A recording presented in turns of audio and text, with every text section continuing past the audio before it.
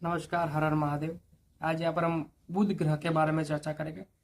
बुध जो है ना, वो हमारी बुद्धि है। बुध हमारा लॉजिक है। बुध हमारे प्रैक्टिकल बातें समझना, ये सब बुध के अंदर आता है। हमारा जितना भी टैलेंट है, विद्या है, वो सारे बुध ग्रह के बारे में देखा जाता है।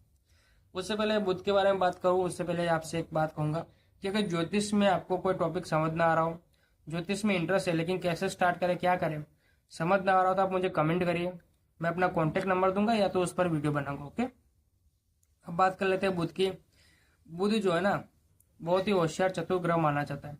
वो जिसके साथ बैठता है वैसा अपना गुण धर्म चेंज कर लेता है।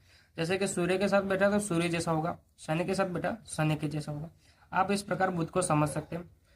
काल पुरुष की जो कुंडली होती है ना, सबसे पहले जब कुंडली बनी थी उसे काल पुरुष की कुंडली कहते हैं।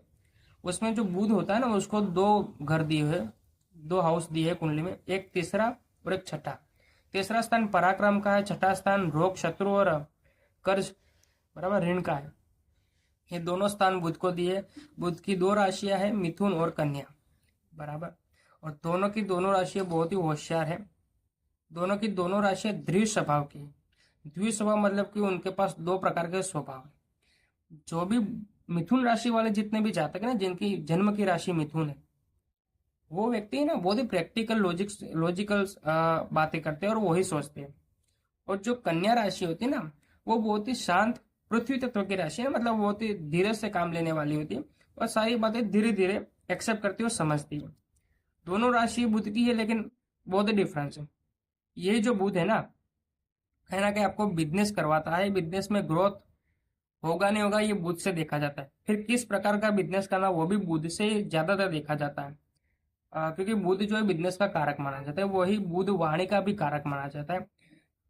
तो आपके बच्चों को पढ़ाई में तकलीफ हो रही है, बोलने में तकलीफ हो रही है, तो कुंडली उठा के एक बार बुध पहले देख लेना, बराबर। उसके बाद आते हैं बहुत ही सारे सूत्र आते हैं, वो अप्लाई करने होते हैं, लेकिन सबसे पहले तो बुध ही देखना पड़ता है। विद्या ग्रहण करने में कोई तकलीफ आ रही हो, पढ़ाई में कोई तकलीफ आ रही हो बच्चों को, तो बुध देखा जाता है। कोई न्यू स्किल सीखनी है, टैलेंट सीखना है कुछ नया, तो बुध से ही देखा जाता है।